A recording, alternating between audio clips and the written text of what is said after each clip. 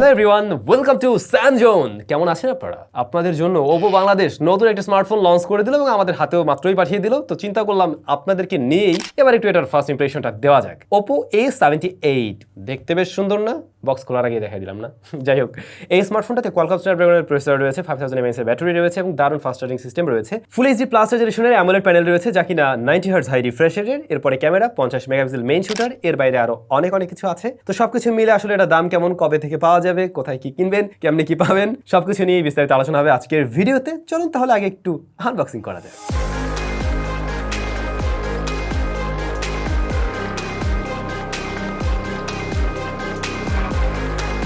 তো ভাই brother, box content তো নিশ্চয়ই দেখে নিয়েছেন। এই হচ্ছে স্মার্টফোন। তবে এটা কি জানেন, এই ফোনটা দুইটা কালার ভেরিয়েন্টে পাওয়া যায়। এই যে আমাদের হাতে যেটা রয়েছে এটা একুয়া গ্রিন, আর একটা মনে হয় মিস্ট ব্ল্যাক নামে পাওয়া যায়। যাদের ব্ল্যাক কালারটা ভালো লাগে তারা ডেফিনেটলি ওটা চয়েস করতে পারেন। বাই দ্য ওয়ে, আজকে যেহেতু আমরা ফোনটা রিসেন্টলি হাতে পেয়েছি, তো এটা নিয়ে একদম ফুল ইনডিপথে রিভিউ থাকবে না, ফার্স্ট ইমপ্রেশন টাইপের থাকবে। আমরা যতটুকু সময় ব্যবহার করেছি তার একটা অভিজ্ঞতা শেয়ার করবো। তো ডিজাইন যেমনটা বলছিলাম, দেখতে কিন্তু বেশ সুন্দর। বিশেষ করে রিয়ার প্যানেলটাতে একটা আলাদা রকম প্যাটার্ন আছে। এটাতে যখন লাইটের আলো পড়ে তখন রিফ্লেক্ট করে, দেখতে সুন্দর লাগছে। এখানে আমরা দেখছি ক্যামেরা মডিউল বরাবর নিচ দিকটা একটু বড় বাড়িয়ে দেওয়া হয়েছে, যেখানে যে অংশটা গ্লোসি, এবং এখানে লেখা আছে ইনোভেটিভ এআই ক্যামেরা, আর নিচে আছে হচ্ছে গিয়ে ওপোর ব্র্যান্ডিং। দেখতে সুন্দর লাগতেছে, যদিও রিয়ার প্যানেলটা কিন্তু প্লাস্টিকের তৈরি। আপনারা কেসটা ব্যবহার করবেন তাহলে ভালো হবে। বডি ফ্রেমটা খুবই স্লিম, বাট এই স্লিম বডিতেও তারা 3.5 মিলিমিটার হেডফোন জ্যাকটা দিয়েছে, এটা একটা ভালো বিষয়। কিন্তু তারা দেয়নি হচ্ছে সেকেন্ডারি নয়েজ ক্যান্সেলেশন মাইক, যা মাস্ট থাকা উচিত ছিল। নেক্সট টাইম আশা করছি এই ভুলটা তারা করবে না, এটা থাকা উচিত। এর বাইরে প্রয়োজনীয় পোর্টস এন্ড বাটন সবকিছুই এতে কিন্তু আছে।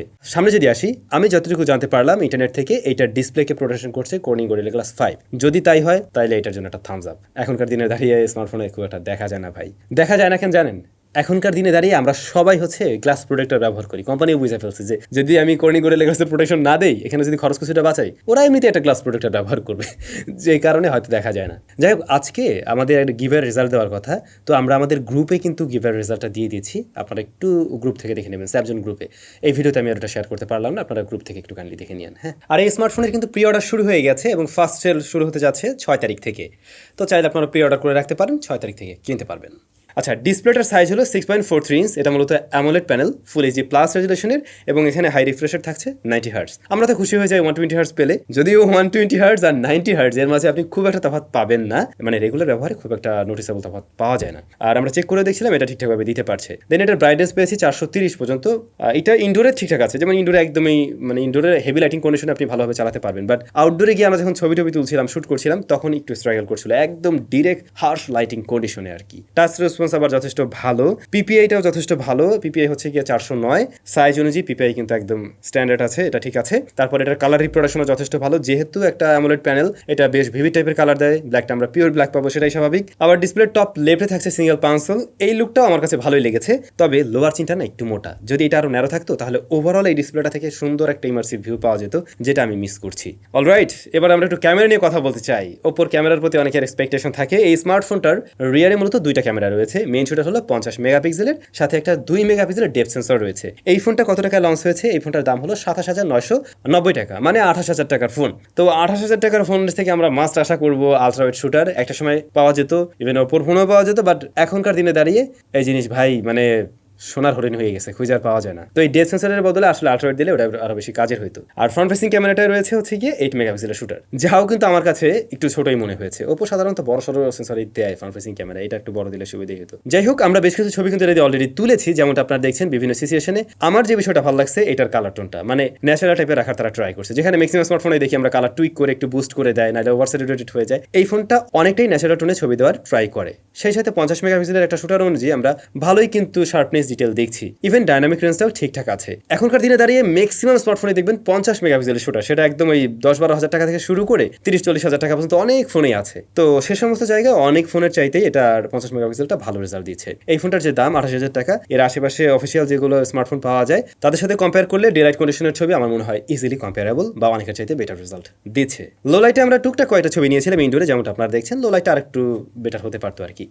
বাট ওই যে দিন শেষে আমি মিস করছি আলট্রা ওয়াইড। আর আছে পোর্ট্রেট মোড, এজ ডিরেকশন ভালো, ব্যাকগ্রাউন্ড ব্লারনেসটাও মোটামুটি ন্যাচারালি লেগেছে, তবে মেইন সাবজেক্টকে একটু হালকা সফট করে দেওয়ার প্রবণতা আছে এখানে এবং কালারটাও কিছুটা টুইক করে দেয়, যা দেখতে হয়তো ভালো লাগবে, বাট এটাকে আমার একটু আর্টিফিশিয়াল লাগছে আর কি। ফ্রন্ট ফেসিং ক্যামেরা বলছিলাম 8 মেগাপিক্সেলের, যদি এটাকে ডেলাইট দেওয়া যায় আর কি, মানে প্রপার লাইট দেওয়া যায়, সেটা আর্টিফিশিয়াল হলেও সমস্যা নেই, তখন কিন্তু ভালোই ডিটেল ধরে রাখতে পারে।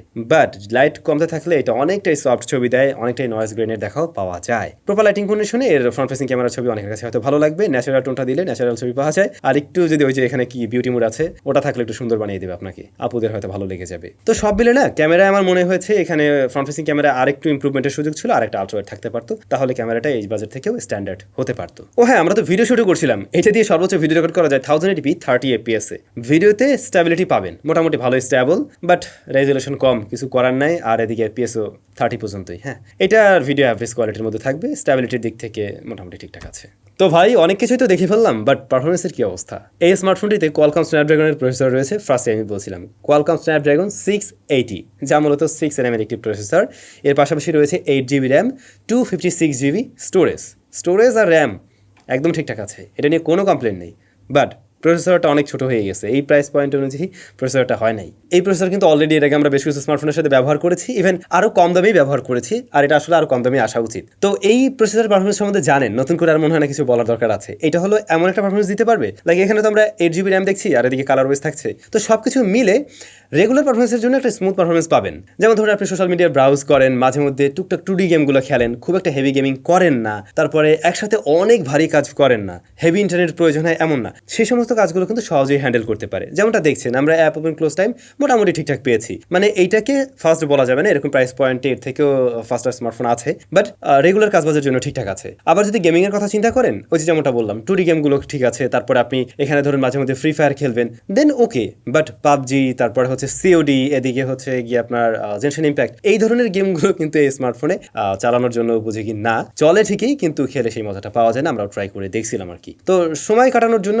ওকে, আর রেগুলার পারফরমেন্সের জন্য এটা ওকে। তবে ভাই গেমিং টেমিং এ ভালো না হলেও এইটার চার্জিং সিস্টেম এবং এইটার ব্যাটারি ব্যাকআপ এই জায়গায় কিন্তু দুর্দান্ত করছে ওরা। যেমন এটার বক্স আপনি পেয়ে যাবেন 67 ওয়াটের একটা ফাস্ট চার্জার, যা দিয়ে দেখছিলাম 30 মিনিটে এই স্মার্টফোন 70% মতো চার্জ করা সম্ভব, 0 to 70%, খুবই দ্রুত চার্জ হবে। এবং চার্জিং টাইমে দেখছিলাম এটা ওভারহিটেড হচ্ছে না, পাশাপাশি এইটার যে প্রসেসরটা এটাও কিন্তু খুব একটা গরম হয় না। আর ব্যাটারি ব্যাকআপ আপনি একদিন প্লাস টাইম ইজিলি ব্যবহার করতে পারবেন, হেভি ইউজার হয়ে থাকলেও দেখবেন দিন শেষে এটাতে কিছু ব্যাটারি রয়ে গেছে আর কি। এবং যতদূর সম্ভব এই প্রাইস পয়েন্টে এই স্মার্টফোনটাতেই ব্যাটারি হেলথ ইঞ্জিন টেকনোলজিটা ব্যবহার হয়েছে, যেটা আমরা হয়তো এরকম প্রাইস পয়েন্টের ফোনগুলোতে দেখি না, একটু দামি ফোনগুলোতে দেখা যায় আর কি। এমনিতেও আপনারা জানেন ওপো চার্জিং সিস্টেমটা নিয়ে বেশ দারুণভাবে কাজ করছে এবং অনেক হায়ার ওয়াটের চার্জার তারা তৈরি করছে। যাই হোক, এটাতে আরেকটা ভালো বিষয় পেয়েছি, এর স্পিকার, স্টেরিও স্পিকার রয়েছে এবং এটার লাউডনেস বেশ ভালো, একদম যে মানে খুব ব্যালেন্স টাইপের সাউন্ডটা সেটা না, এটা একটু বেশি লাউড, বাট আমাদের কাছে সাউন্ড কোয়ালিটি ভালো লেগেছে। ইভেন ফুল ভলিউমে আমি খুব একটা ডিস্টরশন লক্ষ্য করিনি। থাকছে কিন্তু ইন ডিসপ্লে ফিঙ্গারপ্রিন্ট স্ক্যানার, যা বেশ ফাস্ট অ্যান্ড একুরেট, ঠিক আছে, এটাই প্রাইস পয়েন্ট অনুযায়ী একদমই ঠিকঠাক আছে। সেন্সরসও আমরা টেস্ট করছিলাম, যেমন জারোস্কোপ সেন্সরটা আছে, তবে ওই যে সেকেন্ডারি নার্সিং সোশ্যাল মাইকটা কি নাই। তো এই ছিল ওপো A78। ওপো A78 এটা যদি ভালো দিক এবং খারাপ দিক দুইটা পার্টকে একটু আলাদা করে এখানে, তাহলে আপনাদের বুঝতে মনে সহজ হবে। দাম কত?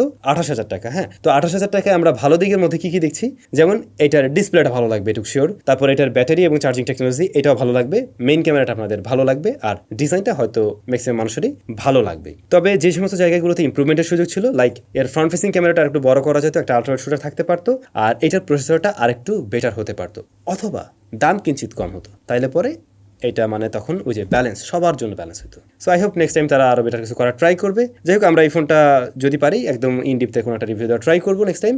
আপনাদের কাছে কেমন লেগেছে মাস্ট কমেন্ট করে জানাবেন। সবাই ভালো থাকবেন, অনেক বেশি ভালো। দেখা হচ্ছে নতুন ভিডিওতে। টাটা।